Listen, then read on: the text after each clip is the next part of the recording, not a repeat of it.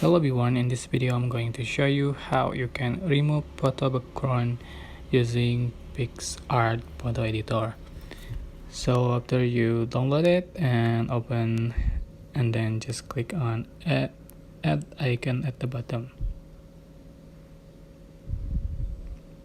So select your photo you want to edit, just click see all to find your photo you want to edit. So I'm going to select the photo, and to remove the background you're just going to swipe to the right and you can find the remove background. Just click on it, so it remove the background automatically, and just wait, it takes a long time.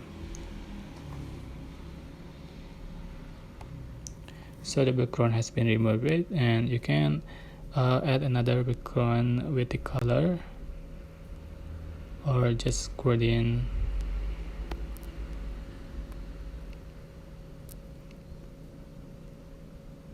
like so, or background